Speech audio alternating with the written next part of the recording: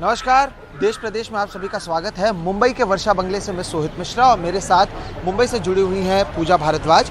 और आज हम दोनों आपको महाराष्ट्र की राजनीति में पल पल क्या कुछ हो रहा है, कितनी चीज़ें बदल रही हैं, इसके बारे में पूरी जानकारी पहुंचाएंगे। पहले बात करते हैं जहां पर मैं मौजूद हूं, वर्षा की, क्योंकि कल से ही लगातार जो उथल पुथल जारी है उसके बीच मुख्यमंत्री उद्धव ठाकरे ने आज अपनी चुप्पी तोड़ी है। आज उन्होंने एक फेसबुक लाइव किया है और उसके ज़रिए उन्होंने अपनी बात लोगों के सामने रखने की कोशिश की है। फेसबुक लाइव के ज़रिए अपनी बात रखते हुए मुख्यमंत्री ने कहा कि हम तब भी हिंदूवादी थे और अब भी हिंदुत्ववादी हैं। मैं कुर्सी पकड़ के बैठने वाला नहीं हूँ। मुझे बोला होता तो मैं चला जाता। मेरे सामने आकर बात कीजिए, मैं इस्तीफ़ा देने के लिए तैयार हूँ। मैं ज़रूरत पड़ने पर आज से मातोश्री में जाकर रहूँगा। ये सारी चीज़ें जो उन्होंने कही हैं, एकनाथ शिंदे जिस तरह से सुबह से कह रहे हैं, हमसे भी उन्होंने बातचीत में कहा कि वो बाला साहेब ठाकरे की शिवसेना से बिलोंग करते हैं, हिंदुत्व का मुद्दा उन्होंने उठाया, तो इसका एक जवाब कहीं ना कहीं उद्धव ठाकरे देते हुए नजर आ रहे हैं।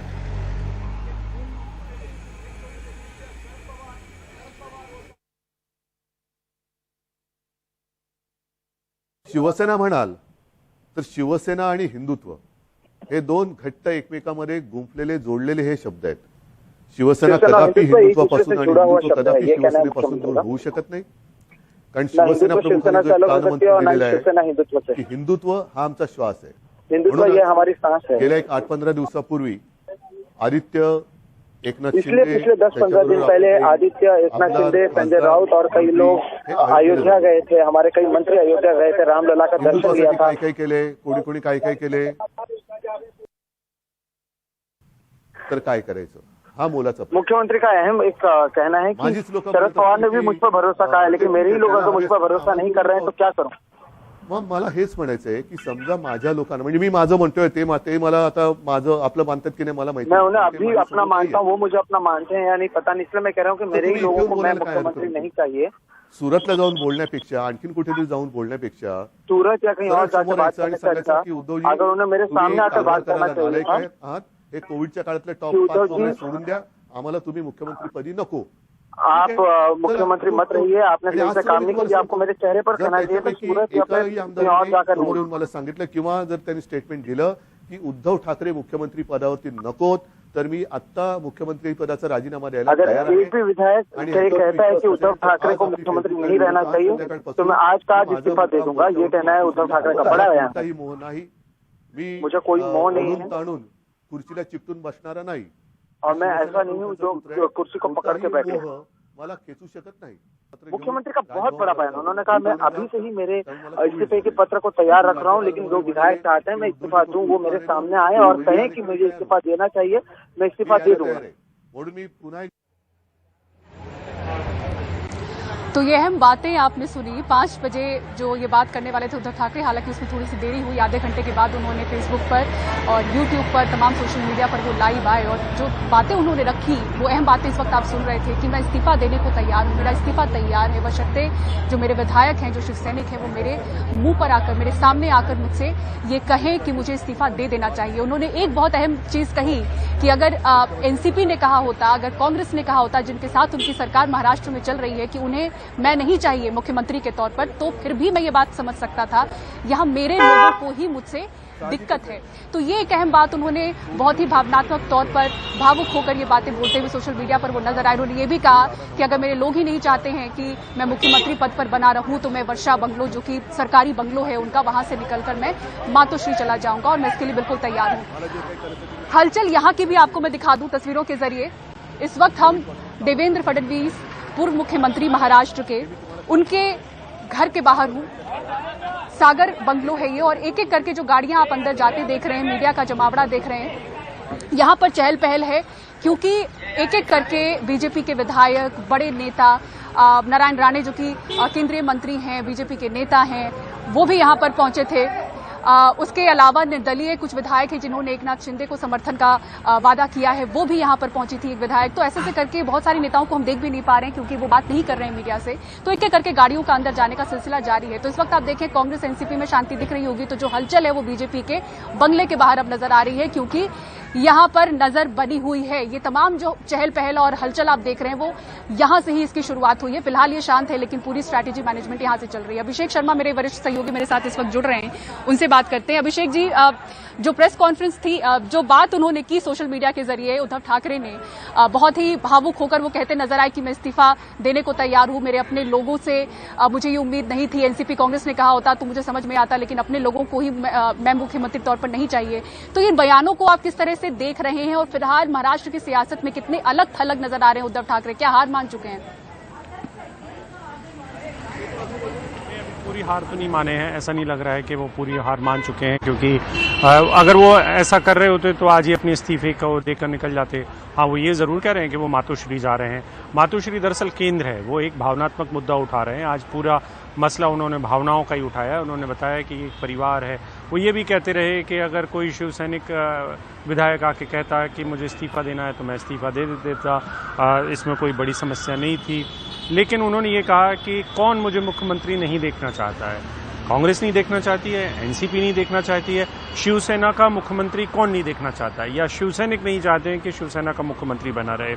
उन्होंने जो सबसे बड़ी बात अपने ऊपर जो इल्ज़ाम लगे, वो इल्ज़ाम भी जो सबसे बड़ा इल्ज़ाम है कि वो एक्सेसिबल नहीं है, वो मिलते नहीं हैं, उसके लिए उन्होंने अपनी बात कही। एक तरीके से आज एक्सप्लेनेशन था उन तमाम चीज़ों का जो एकनाथ शिंदे का समूह इनके ऊपर लगा रहा है।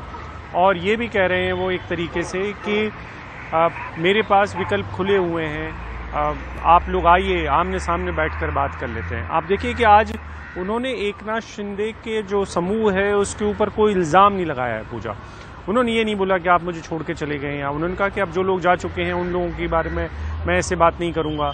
उन्होंने बहुत सारी चीज़ें समझाने की कोशिश की हैं आज की उनकी हेल्थ की वजह से वो लोगों को मिल नहीं पा रहे थे। वो ये भी कह रहे हैं एक तरीके से वो कॉर्नर करना चाहते हैं कि मैं मुख्यमंत्री खुद के लिए नहीं था।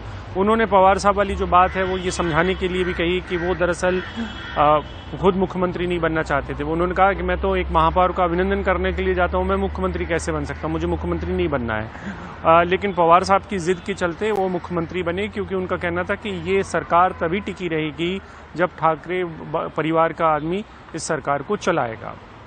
तो आज उन्होंने वो तमाम जो इतिहास में घटित हो चुका है 2-2.5 साल पहले, उसको बताने की कोशिश की और ये बताने की कोशिश की कि मैं अपनी मर्जी से यहाँ पे नहीं बैठा हूँ। मुझे शरद पवार और कांग्रेस दोनों ने बोला आप बैठिए, और मैंने अपने पिता बाल ठाकरे को वचन दिया था कि कोई शिवसैनिक, इस बार जो भी शिवसैनिक होंगे वो मुख्यमंत्री बनेंगे, तो इसलिए मैं मुख्यमंत्री बना। पूजा,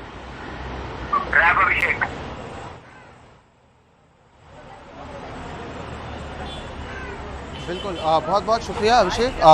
जिस तरह से आपने जानकारी दी है, तो उद्धव ठाकरे ने फिलहाल हार नहीं माना है, लेकिन जिस तरह से आप देख सकते हैं कि मंगलवार के दिन से ही शिवसेना पर संकट के बादल छाए हुए हैं। उसके लिए जो जिम्मेदार बागी विधायक हैं वो मंगलवार को तो सूरत में थे, लेकिन बुधवार की बात करें तो आज सुबह 7 बजे वो गुवाहाटी पहुंच गए। इस दौरान एयरपोर्ट पर भी हमने देखा कि कड़ी सुरक्षा मौजूद थी। कड़ी सुरक्षा के बीच विधायकों को बाहर निकाला गया और फिर अलग अलग गाड़ियों में रेडिसन ब्लू होटल पहुंचाया गया। होटल के बाहर भी सुरक्षा के पुख्ता इंतजाम किए गए थे। वहां मौजूद हमारे सहयोगी रत्नदीप चौधरी दिन भर बता रहे थे कि हालात किस तरह से हैं, क्या कुछ है वहां पर। और एकनाथ शिंदे से भी ये उम्मीद की जा रही है कि शाम को 7 बजे वो प्रेस कॉन्फ्रेंस करेंगे। हालांकि अब तक उन्होंने किया नहीं है, तो एकनाथ शिंदे क्या कुछ कहते हैं ये देखना अहम होगा।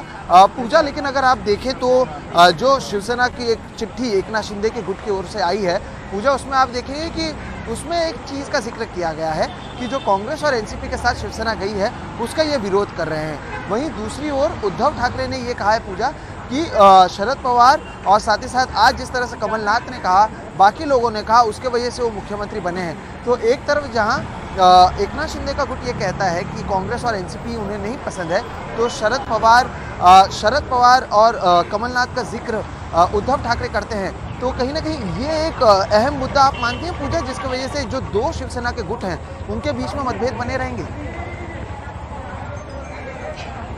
जी बिल्कुल सोहित, और यही जानने के लिए हम सुनील सिंह हमारे साथ सहयोगी बने हुए हैं जो लगातार एनसीपी को, कांग्रेस को फॉलो भी कर रहे हैं कि क्या उनका स्टैंड है इस पूरे दौरान। और जैसा कि हमने देखा कि लगातार बयानों में उन्होंने यही बात दोहराती वो रहे कि ये जो शिवसेना है उसकी अंदरूनी लड़ाई है और उनको ये लड़ाई खुद लड़नी होगी। और यहाँ पर मुद्दा इसलिए बनाता है क्योंकि तमाम संकटों में शिवसेना को उभारने वाले, उद्धव ठाकरे को बचाने वाले अगर एकनाथ शिंदे रहे तो वो खुद संकट बने हुए अगर नजर आ रहे हैं उद्धव ठाकरे के लिए, तो ये बहुत बड़ी लड़ाई है उद्धव ठाकरे के लिए। जैसा कि अभिषेक कह रहे थे कि हार नहीं माने, अभी लड़ाई बाकी है, वो लड़ने के लिए तैयार है, लेकिन किस तरह से वो लड़ाई आगे जाएगी देखना होगा, क्योंकि जिनके साथ उन्होंने सरकार बनाई है वो कितना साथ दे रहे हैं जमीन पर हम देख नहीं पा रहे हैं। सुनील सिंह के पास चलेंगे।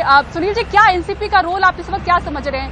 लगातार मीटिंग्स हो रही हैं, एनसीपी के नेता उद्धव ठाकरे से मिलने भी जा रहे हैं, लेकिन बयानों में तो यही कह रहे हैं कि उनकी अकेले की लड़ाई है। और देखिए, बिल्कुल एनसीपी ने साफ किया है, शरद पवार यहाँ पर दिन भर थे, कि वो इस संकट की घड़ी में शिवसेना के साथ है, महाविकास आघाड़ी के साथ है, और यही कांग्रेस ने भी साफ किया है। शरद पवार आज दिन भर यहाँ पर थे, अपने विधायकों से, मंत्रियों से उन्होंने लगातार मंत्रणा की है, बैठक की है। खुलकर अभी तक ये निकल नहीं आया है कि क्या किस तरह की राय या था लेना चाह रहे हैं वो, लेकिन इतना जरूर है कि वो समझना चाह रहे हैं वो भी कि कितना पानी है, इसकी था लेना एक तरह से चाह रहे हैं, और यही वजह है। और वो भी चाह रहे हैं कि बहुत जल्दबाजी में कोई कदम नहीं उठाना है, धीरे धीरे इंतजार करना है, क्योंकि सबसे बड़ा जो अहम जो बात है वो है कि 37 का जो आंकड़ा है वो पार करना है कहीं कहीं एकनाथ शिंदे के लिए। और अभी जैसे 2 विधायक नितिन देशमुख और एक पार्टी ने जो बयान दिया है कि वो उनके चंगुल से छूट कर आए हैं, तो स्वाभाविक तौर पर जो अभी 37 साथ में हैं उनमें से भी कुछ ऐसे हो सकते हैं कि जो कि आने के बाद शायद वो अपना रुख बदल दे, तो आंकड़ा जो है उन्हें कम से कम 40 के पार ले जाना होगा, जो फिलहाल बहुत ही आसानी से मुमकिन होता नहीं दिख रहा है, क्योंकि जो अब जब नंबर उभर कर सामने आ रहे हैं तो लगभग 17 के आसपास अभी भी जो हैं विधायक हैं वो शिवसेना के साथ। लिहाजा वेट एंड वॉच की स्थिति यहाँ भी चल रही है कि थोड़ा सा और वक्त खींचा जाए, थोड़ा सा वहाँ पे भी थोड़ी सी उस खेमे में भी थोड़ी सी कुलबुलाहट होगी, गड़बड़ाहट होगी, और इस दौरान जो है कि भावनात्मक एक अपील करके एक दबाव बनाने की कहीं न कहीं कोशिश की गई है, ताकि सरकार कहीं न कहीं बचाई जाए। तो कोशिश एनसीपी की तरफ से भी यही हो रही है, लेकिन चूंकि मामला सीधे सीधे शिवसेना का है और शिवसेना के विधायक बागी हुए हैं, तो सीधे एनसीपी उसमें कुछ हस्तक्षेप नहीं कर सकती या उन्हें वहां तक जा नहीं सकती। और राज्य भी इसमें बदल गया, इस बार मुंबई या महाराष्ट्र नहीं है, बल्कि गुजरात से होते हुए गुवाहाटी पहुंच चुके हैं, असम हो चुका है। इसीलिए जो राय देनी, पीछे से जो संबल देना है, वो काम फिलहाल एनसीपी कर रही है, खासकर शरद पवार। और शरद पवार की कोशिश यही आखिरी तक रहेगी कि किसी भी हालत में इस सरकार को बचा लिया जाए। जी सुनील, बहुत बहुत शुक्रिया। रुक रहे हैं ब्रेक के लिए, देश प्रदेश में चर्चा को आगे बढ़ाएंगे, जल्द लौटते हैं।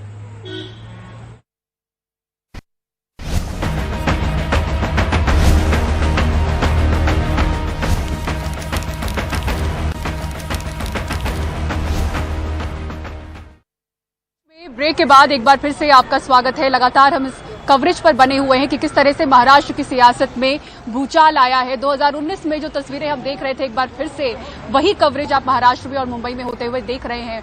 इस पूरी सियासत में जो बड़ी हलचल है वो कल रात में हमने होती देखी, जहां अचानक मध्यरात्रि में हमने देखा कि सूरत में जो बागी विधायक थे उन्हें बसों में भर के एयरपोर्ट ले जाया गया और उसके बाद उन्हें सीधे एयरलिफ्ट करके गुवाहाटी पहुंचाया गया और वहां पर होटल में इस वक्त वो मौजूद हैं। बयानों में कहते हैं कि घूमने आए हैं, आपको और हमें भी पता है कि क्यों पहुंचे हैं। रतनदीप चौधरी इस वक्त हमारे साथ हैं, गुवाहाटी से हर अपडेट के साथ, इस पर जुड़ी हर जानकारी के साथ। रतनदीप, सबसे पहले तो आप ये बताइए कि 46 विधायकों की बात हो रही है, 40 विधायकों की बात हो रही है, शिवसेना के कितने विधायक एकनाथ शिंदे के साथ हैं? कुछ तस्वीर साफ हो पाई है आंकड़ों पर?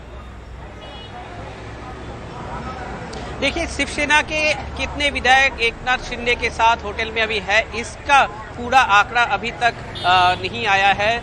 जो ओवरऑल आंकड़ा आया है वो है अब शिवसेना के 35 या 36 विधायक होटल में है और हम इस वक्त गुवाहाटी के LGBI एयरपोर्ट के बाहर हैं। यहाँ पे 8 बजे के बाद 3 से 4 शिवसेना के विधायकों की आने की बात है। उनके साथ बीजेपी के भी एक नेता की आने की बात है और ये एक चार्टर फ्लाइट आ रही है, इस बात की पुष्टि हुई है। इसके पहले एकनाथ शिंदे के क्लोज कुछ शिवसेना के नेता जरूर शाम को आए हैं, मगर वो MLA नहीं हैं। और कितने शिव सैनिक MLAs होटल के अंदर हैं, इस बात की अभी भी पूरी तरह से क्लैरिटी नहीं आई है। जबकि जो खबर निकल रही है कि जो इंतजामात किए गए हैं, होटल को 7 दिनों के लिए बुक किया गया है, 70 रूम्स बुक किए हुए हैं, तो एक लॉन्ग टर्म प्लान भी है और एक शॉर्ट टर्म प्लान है। शॉर्ट टर्म प्लान क्या है? जैसे बस जो बस उनको होटल में लेके गई है, उन बसों को स्टैंड बाय रखा गया है। चार्टर्ड फ्लाइट को भी स्टैंड बाई रखा गया है, ऐसी खबर आ रही है। और जो और खबर आ रही है कि कल सुबह शायद एक कोशिश रहेगी एकनाथ शिंदे की कि जो महाराष्ट्र के गवर्नर है, राज्यपाल हैं, जो कि कोविड के लिए वो अस्पताल में हैं, उनके साथ एक ऑनलाइन मीटिंग करने की एक पहल शुरू हुई है, ऐसा सूत्रों के मुताबिक खबर लग रही है।